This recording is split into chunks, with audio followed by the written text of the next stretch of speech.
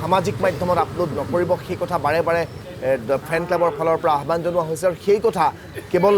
গুৱাহাটীতেই কোৱা হৈছে তেনে কথা নহয় সেয়া উজনি অসম নামনি অসম সৰ্বত্ৰৰ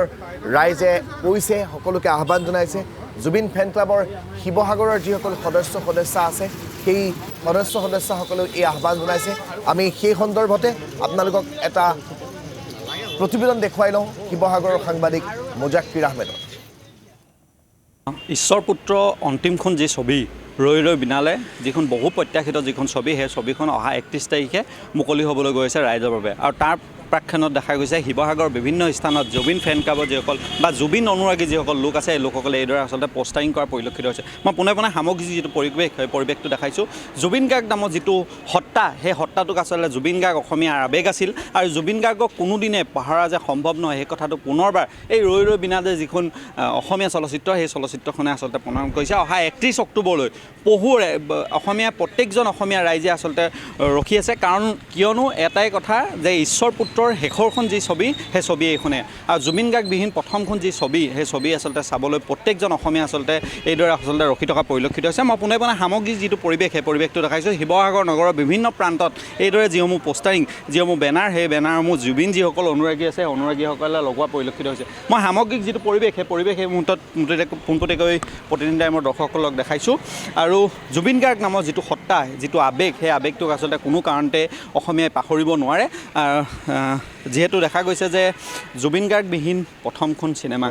আৰু ঈশ্বৰ পুত্ৰৰ জুবিন গাৰ্গৰ শেষৰখন ছবি এখন আৰু এইখন চাবলৈ আচলতে প্ৰত্যেকজন স্বাভিমানী অসমীয়া ৰখি আছে কি ক'বা এই মুহূৰ্তত যিহেতু নিজকে নিজে বিয়াত লাকি অনুভৱ কৰোঁ 31 তাৰিখৰ সেইদিনাখন মোৰ জন্মদিন আমি দিনৰ ভাগত চিনেমা চাম আৰু গধূলি ভাগত যিখিনি আমি বিসংভাৱে সক্ষম ব্যক্তি আছে আৰু তেওঁলোকক খাদ্য আমি যোগান ধৰিম মই আৰু নাহৰপুলি ৰুম 500টা সেইটো যোগান মই ধৰিম সকলো ৰাইজক মই সেইটোকে অনুৰোধ কৰিছোঁ আৰু যাতে আমি যিসমূহ জেগাত বেনাৰসমূহ মাৰিছোঁ তাত যাতে সেই বেনাৰসমূহ যাতে এটা দাগ নালাগে তাকে ৰাইজক অনুৰোধ কৰিছোঁ দাদাৰ এখন সপোনৰ ছবি সপোনৰ চিনেমা তাত খুব এটা ধুনীয়া গান দাদাৰ প্ৰিয় গীত আগৰ পৰাই ৰৈ ৰৈ বিনালৈকে থাকে তেওঁ আৰু সেই গীতটি অকণমান গাই দিছোঁ মায়া মাথু এতিগাৰ যৌৱন পল অনুপল হেৰুৱাইছোঁ ক্ষণ অহোৰাত্ৰি অনাবিল স্বপ্ন প্ৰতাৰিত বাস্তৱ মোৰ কাষত ক্ৰন্দন বৰষিত আৰত সূৰুজৰ দিবা স্বপ্ন ৰৈ ৰৈ বিনালে নিশায়ে বিনালে ৰাতিপুৱা বোলে কিমান পৰ কোনো অসমীয়াৰ চকুত টোপনি নাই সেইকাৰণে ৰাতিপুৱা বোলে কিমান পৰ দাদাই কৈ গৈছে সেইকাৰণে আমি 31 তাৰিখৰ দিনটোলৈ বাট চাই আছোঁ সকলো এক্সাইটেড দাদা আকৌ আমাৰ মাজত ঘূৰি আহিব দাদা কিন্তু কেতিয়াও মৰা নাই ইনমৰ্টেল দাদা সকলোৰ মাজত জীয়াই আছে দাদা সদায় অমৰ হওক জয় জুবিন দা সংক্লাপ চলি আছে এই ৰৈ ৰৈ বিনালে চলচ্চিত্ৰ মই তোমাৰ মুখেৰে শুনিব বিচাৰিছোঁ হয় ৰৈ ৰৈ বিনালে যিটো আচলতে কৈ আছে যে ৰাইজে দৈ যাম যিদৰে আচলতে মিছন চাইনা কথাটো হয় ৰাইজে কৈছিলে দৈ যাম মিছন চাইনা চাম এতিয়া মই কৈছোঁ দৌৰি যাম সকলোৱে মোবাইলৰ কেমেৰা অফ কৰি ৰৈ বিনালে চাম নিশ্চয় আচলতে আৰু এজন ব্যক্তি আছে জুবিন অনুৰাগী মই জুবিন দাৰ লগত বহুবাৰ আপুনি লগ পাইছে সেয়া লাগিলে প্লাৱন ভূঞাই হওক বা আপুনিয়ে হওক ফিজিকেলি আপোনালোকে লগ পাইছে জুবিন গাৰ্গ আৰু ঈশ্বৰ পুত্ৰৰ শেষৰখন চিনেমা কি ক'ব এই মুহূৰ্তত ধন্যবাদ আপোনালোকৰ প্ৰতিদিন টাইমৰ দৰ্শকক আমি এটা কথা কওঁ যে দাদাৰ যিকোনো কামেই গানেই হওক বা অন্যান্য সামাজিক কামেই হওক সদায় এটা কনচেপ্ট আছিলে এটা উইদাউট কনচেপ্টত কাম এটা এনেই কেতিয়াও কৰি দিয়া নাছিলে তো আমি আজি এই পোষ্টাৰিঙৰ যিটো কাম আচলতে এই ছবিখনৰ পোষ্টাৰ ইতিমধ্যে অসমৰ ৰাইজৰ হৃদয়ত আছেই এই ছবিখন চবেই চাবই আমি সকলোৱে জানো কিন্তু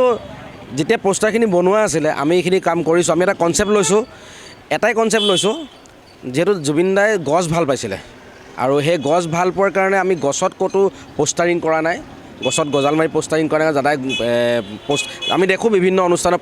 পোষ্টাৰ গছত মাৰে কিন্তু জুবিন দাই গছ ভাল পাইছিলে আমি সেইকাৰণে সেইটো এটা গছত নাই মৰা দ্বিতীয় কথা হ'ল ইতিমধ্যে মোৰ ভাতৃপ্ৰতিম প্লাৱনে কৈছে যে যিটো আমাৰ পাইৰেচি আমি প্ৰধান সেইটো যে পাইৰেচিটো আৱেগ আহিব আমি দাদাক ভাল পাওঁ অকণমান ক্লিপ এটা আনিবলৈ মন যাব কিন্তু ৰাইজক অনুৰোধ জনাওঁ যে সেইটো আপুনি বিৰত থাকক আৰু 3 নম্বৰ কথা এটা খুব লাহে লাহে জুবিনদাৰ গোটেই ঘটনাটো এটা ৰাজনীতিকৰণ বিভিন্ন দলে কৰি আছে তো এই ৰাজনৈতিক অপশক্তিবিলাকে হয়তো এইটো চেষ্টা কৰিব যে ছবিগৃহত কিছু লোকক প্ৰৱেশ কৰাই এটা অপ্ৰীতিকৰ পৰিস্থিতি মানে সৃষ্টি কৰোঁ একেলগে কিছুমানৰ কাৰণে জুবিন গাৰ্গ নামটো ইমান দীঘলীয়া হৈছে ইমান মূৰৰ কামনি হৈছে আৰু তেওঁলোকে চেষ্টা কৰিব যে অপ্ৰীতিকৰ পৰিৱেশ কিবা এটা নে কিবা কৰি ছবিখন সোনকালে হ'ল আৰু মেটাৰটো শেষ কৰিব বিচাৰিব কিন্তু আমি এইটো হ'ব নিদিওঁ আৰু তাৰ কাৰণে আমি প্ৰত্যেক অসমীয়া আচলতে আমি জুবিন দাক প্ৰত্যেকেই ভাল পাওঁ আমি প্ৰত্যেক অসমীয়াই ৰাজনীতিটো দূৰত ৰাখি ৰাজনীতিৰ যিটো পথাৰ দূৰত ৰাখি অসমীয়া হিচাপে জুবিনদাৰ অনুগ্ৰাহী হিচাপে চিনেমাখন চাম আৰু শান্তি পৰিৱেশত চাম আৰু সেইটো আমি যদি কোনোবাই ভাবিছে আমি তেনেকুৱা কৰিম তাৰ পৰা আপোনালোক আমি কৈছোঁ সেইটো এতিয়াৰ পৰা সেইটো ঘেণ্টা আৰু সেইটো ভাবি নাথাকিব ভাস্কৰজ্যোতি চিনেমা হলৰ বিশেষ সূত্ৰৰ পৰা গম পাইছোঁ ভাস্কৰজ্যোতি চিনেমা হলৰ প্ৰায় টিকেট প্ৰথম দিনাখনৰ প্ৰায় টিকেট সম্পূৰ্ণ টিকেট বিক্ৰী হৈ গৈছে এই গোটেই আৰু অসমতো বিভিন্ন প্ৰান্তত দেখা গৈছে কালি দিনটোত এটা ৰেকৰ্ড গঢ়িছে কি ক'ব এই মুহূৰ্তত আচলতে নজিৰবিহীন ঘটনা কোনোদিনে ছবিগৃহত ৰাতিপুৱা 6টা বজাত শ্ব' নকৰা নাছিলে প্ৰথম কথা এইটো যদি ষ্টেণ্ডাৰ্ড টাইম চাই প্ৰত্যেক দেশৰ টাইমটো বেলেগ বেলেগ কিন্তু ষ্টেণ্ডাৰ্ড নিজ দেশৰ টাইমত যদি 6টা বজাত ছবিগৃহত ছবি লগাইছে কোনো দেশতে নাই হোৱা এইটো প্ৰথম অসমত হৈছে সোণাৰীত হৈছে আমাৰ মৰাণত হৈছে বিভিন্ন ঠাইত হৈছে 14টা দৰ্শনী 15টা দৰ্শনী ৰাইজক আৰু লাগে আৰু ছবিগৃহত যিসকল কৰ্মকৰ্তা আছে তেওঁলোকে ইমান মানে উৎসাহ হৈ আছে জুবিনদা লাগিলে আমি কাৰণে আমি 24 ঘণ্টাই চিনেমা চলাম আৰু এয়াই আছিল জুবিন গাৰ্গ এতিয়া তাকে এই জুবিন গাৰ্গক কিছুমানে চিনি নোপোৱাৰ বাবে কেৱল জুবিনৰ কাষত থকাৰ বাবে জুবিনক হয়তো কিছুমান উচ্চ আকাংক্ষিত যিখিনি ব্যক্তি আছে তেওঁলোকৰ মতেহে জুবিন গাৰ্গ এতিয়া কিন্তু ধন্যবাদ জ্ঞাপন কৰিছোঁ